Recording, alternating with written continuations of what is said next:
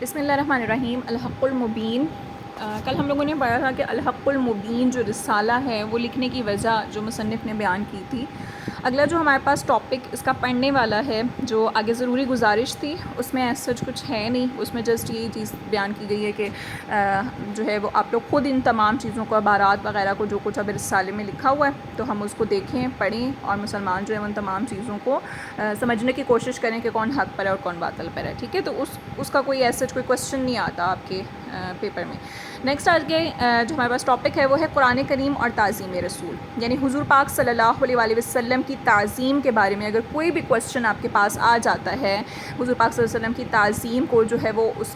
تعظیم رسول پر نوٹ لکھیں، یا اس طرح سے آ جاتا ہے کہ قرآن کی روشنی میں جو ہے وہ آپ تعظیم رسول کے بارے میں کیا جانتے ہیں، یا کچھ بھی اس ٹائپ کا ٹاپک جو تعظیم رسول سے ریلیٹڈ ہو، تو اس میں آپ کا یہ والا جواب آئے گا جو آج ہم لوگ پڑھیں گے تعظیم رسول کے بارے میں، یعنی جو بھی آیات مبارکہ آئی ہوئی ہیں پہلے بھی آپ ان کو بہت کلاسز میں ڈیٹیل کے ساتھ پڑھ چکے ہیں، تو یہ آپ لوگوں کے لیے جو ہے وہ مشکل نہیں ہوں گی، لیکن یہ آیات مبارکہ کوشش کریں کہ آپ لوگوں نے عربی میں ہی یاد کرنی ہے، ٹھیک ہے؟ اگر اعراب نہیں سمجھ میں آتے، زبر زیر پیش نہیں لگا سکتے تو کوئی بات نہیں، آپ وہ نہ لگائیں، لیکن ویسے آپ کو پوری آیت جو ہے وہ لکھنی آنی چاہیے کہ کس طرح سے لکھی ہوئی ہے، ٹھیک ہے؟ اس حقیقت سے انکار نہیں ہو سکتا کہ تمام دین ہمیں حضور پاک صلی اللہ علیہ وسلم کی ذات اقدس سے ملا ہے، حتیٰ کہ اللہ تعالیٰ کی ذات و صفات، اس کے ملائکہ، اس کی کتابوں اور رسولوں اور یوم قیامت وغیرہ عقائد و اعمال سے چیزوں کا علم رسول پاک صلی اللہ علیہ وسلم نے ہمیں عطا فرمایا۔ اب جب آپ اس کو لکھیں گے تو آپ یوں نہیں لکھیں گے کہ اس حقیقت سے انکار نہیں ہو سکتا، تو آپ یوں لکھ سکتی ہیں کہ یہ حقیقت ہے یا در حقیقت تمام دین ہمیں حضور پاک صلی اللہ علیہ وسلم کی ذات اقدس سے ملا ہے، یعنی اس میں کوئی شک نہیں کہ ہمیں حضور پاک صلی اللہ علیہ وسلم کی ذات اقدس سے تمام دین ملا ہے۔ اس طرح سے بھی آپ اپنا جملہ ترتیب دے سکتے ہیں، ٹھیک ہے؟ اب دیکھیں، تمام دین ہمیں حضور کی ذات سے ملا ہے، یہ واقعی ہی کوئی شک و شبہ والی بات نہیں ہے، اور نہ صرف یہ کہ ہمیں صرف دین کے بارے میں پتہ لگا ہو، بلکہ اللہ تعالیٰ کی ذات کے بارے میں، اس کی بہت ساری جو صفات ہیں ان کے بارے میں، اس کے فرشتوں کے بارے میں، اس کی کتابوں کے بارے میں، اس کے رسولوں کے بارے میں، قیامت کے دن کے بارے میں، ہمارے تمام عقیدوں عملوں کے بارے میں، ہمیں تمام چیزوں کا جو علم ہے وہ ہمیں حضور سے ہی ملا ہے۔ اس لیے سارے دین کی جو بنیاد ہے اور اصل الاصول ہے، یعنی تمام جو قانونوں کا قانون جسے کہتے ہیں نا، ہر چیز کی جو اصل ہے، بنیاد ہے، وہ حضور پاک صلی اللہ علیہ وسلم کی ذات مقدسہ ہے، اور بس بنا بری کا مطلب ہوتا ہے اسی بنیاد پر رسول پاک صلی اللہ علیہ وسلم کی حیثیت ایسی عظیم ہے جن کے وزن کو مومن کا دل و دماغ محسوس تو کرتا ہے، مگر کما حق کا معنی کہ جیسے کہ اس کا حق ہے، اس کا اظہار کسی صورت سے ممکن نہیں ہے، یعنی ہمارے ذہن میں یہ بات تو آتی ہے کہ ہاں ہمیں سارا کا سارا دین جو ہے وہ سکھانے والے حضور پاک صلی اللہ علیہ وسلم ہے، تو اس کا مطلب کہ گویا ان کا مرتبہ بہت بڑا ہوگا، بہت عظیم ہوگا، یعنی ہم اپنے ذہن میں تو یہ سوچ سکتے ہیں، لیکن ہم اس کا حق کیسے ادا کریں؟ یعنی کہتے ہیں نا کہ کسی شخص نے ہم پر بہت بڑی کوئی عنایت کر دی ہو تو ہمیں سمجھ نہیں آ رہی ہوتی یار کہ ہم اس کا احسان کیسے اتاریں، تو یہ حضور کا ہم پر احسان ہے جس کو ہم اتار نہیں سکتے، ہم اس کا اظہار ہی نہیں کر سکتے، ہمیں سمجھ ہی نہیں آتی کہ ہم اس کو کس طرح سے اتار سکیں۔ ایسی صورت میں کہتے ہیں تعظیم رسول کی جو اہمیت ہوتی ہے وہ کسی مسلمان سے مخفی نہیں رہ سکتی، یعنی چھپی نہیں رہ سکتی، اسی لیے اللہ تعالیٰ نے قرآن کریم میں نہایت اہتمام کے ساتھ مسلمانوں کو بارگاہ رسالت کے آداب کی تعلیم فرمائی۔ ارشاد ہوتا ہے کہ یا ایھا الذین آمنو، اے ایمان والو، لا ترفعوا، نہ تم بلند کرو، اصواتکم، اپنی آوازوں کو، فوق صوت النبی، نبی کریم صلی اللہ علیہ وسلم کی آوازوں کے اوپر، ولا تجہروا، اور نہ تم چیخ چلا کر بات کرو، یعنی زور سے بولو، لہو، ان کے لیے، بالقول، بات کرنے میں، کجہری، جیسے کہ چیختے ہو یا چلاتے ہو یا پھر زور سے بولتے ہو، بعضکم، تمہارے بعض، لبعض، بعض کے لیے، یعنی آپس میں ایک دوسرے سے جس طرح تم بات کرتے ہو، ان تحبط، یہ کہ ضائع ہو جائیں، اعمالکم، تمہارے اعمال، وانتم، اور تم، لا تشعرون، شعور نہیں رکھتے، یعنی تمہیں اس چیز کا خبر بھی نہ ہو، تمہیں پتہ بھی نہ چلے، اور تمہارے اعمال جو ہیں وہ اکارت ہو جائیں۔ اگلی جو آیت مبارکہ ہے وہ ہے ان الذین، بے شک وہ لوگ، یغضون، جو پست رکھتے ہیں، اصواتہم، اپنی آوازوں کو، عند رسول اللہ صلی اللہ علیہ وسلم، حضور پاک صلی اللہ علیہ وسلم کے سامنے، اولئک الذین، یہی ہیں وہ لوگ، امتحنا، کہ اللہ تعالیٰ نے آزما لیا ہے یا پرکھ لیا ہے، اللہ نے، قلوبہم، ان کے دلوں کو، للتقوی، تقوی کے لیے، پرہیزگاری کے لیے، لہم، ان کے لیے، مغفرت ہے، واجر عظیم، اور بڑا اجر ہے۔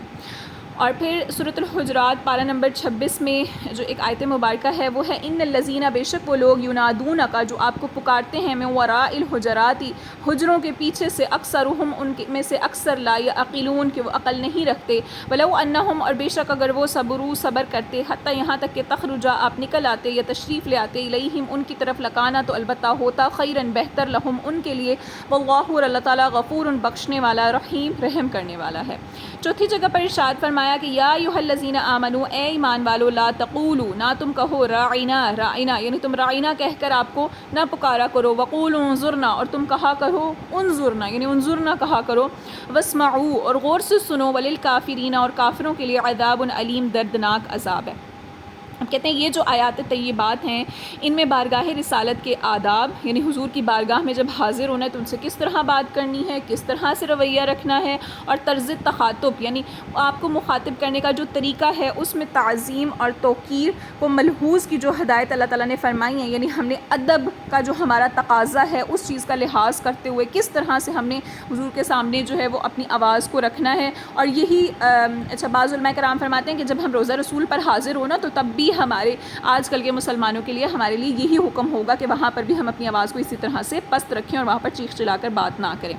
کہتے ہیں یہاں پر اللہ تعالیٰ نے جو ہدایات ہمیں فرمائی ہیں وہ محتاج تشریح نہیں ہے، کیونکہ ان کا معنی بالکل واضح ہو جاتا ہے کہ جس کی ہمیں مزید جو ہے وہ تشریح کرنے کی کوئی گنجائش باقی نہیں رہتی، کہ اللہ تعالیٰ نے واضح اور صریح الفاظ میں ہمیں یہ ہدایات دے دی ہیں کہ ہمیں کس طرح سے بولنا ہے اور کس طرح نہیں بولنا۔ نیز ان کی روشنی میں شان نبوت کی جو ادنا گستاخی کا جرم عظیم ہونا آفتاب سے زیادہ روشن ہے۔ ظاہر سی بات ہے، کہتے ہیں کہ ان آیات کی روشنی میں اگر آپ دیکھیں کہ یہاں پر الفاظ کیا آئے ہیں کہ اپنی آوازوں کو پست رکھو، اس طرح نہ بولو جیسے آپس میں بولتے ہو، کہیں تمہارے اعمال اکارت ہو جائیں، ٹھیک ہے۔ پھر اسی طرح سے آگے جو لفظ آیا ہے کہ ان کے لیے بہتر ہوتا کہ اگر وہ صبر کر لیتے۔ پھر آگے یہ کہا گیا کہ تم جو ہے وہ ان کو رائنا نہ کہو، انظر نہ کہو، کافروں کے لیے دردناک عذاب ہے۔ اس قسم کے جو الفاظ ہیں وہ اس بات کی واضح طور پر یہ حقیقت ہمارے سامنے کر دیتے ہیں، بالکل صراحت کے ساتھ ہمارے سامنے آ جاتی ہے کہ اگر کوئی شخص جو ہے وہ حضور پاک صلی اللہ علیہ وسلم کے ساتھ ادب اور لحاظ کا قرینہ رکھے گا تو وہ اس کا خاتمہ کیا ہوگا، اور اگر جو ہے وہ ان کی تعظیم نہیں کرے گا بلکہ گستاخی کرے گا، چھوٹی سی بھی کوئی گستاخی کرے گا، ذرا سے بھی اپنی آواز کو بلند کر لے گا، تو اس صورت میں ظاہر سی بات ہے کہ اس کے لیے بہت زیادہ بڑا عذاب جو ہے وہ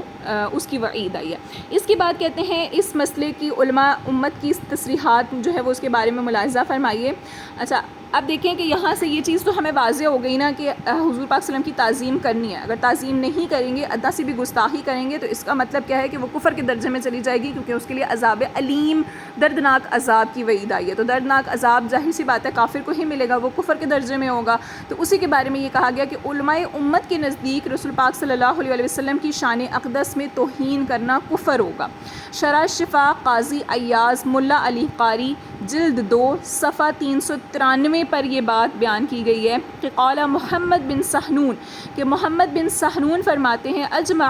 کہ اجماع ہے العلماء علماء کا علی اس بات پر ان شاتم النبی، کہ نبی کریم صلی اللہ علیہ وسلم کو اذیت دینے والا یا آپ کی توہین کرنے والا، والمستنقص له اور آپ کی تنقیص کرنے والا یعنی آپ کی شان و شوکت میں کمی کرنے والا، کافر ہے، وما شک اور جو کوئی شک کرے فی کفر ہی اس کے کفر میں، یعنی اس شخص کے کافر ہونے میں اگر کوئی شخص جو ہے وہ شک کرے گا، وعذابہ اور اس کے عذاب میں اگر وہ شک کرے گا، کفرن تو پھر وہ خود بھی کافر ہو جائے گا۔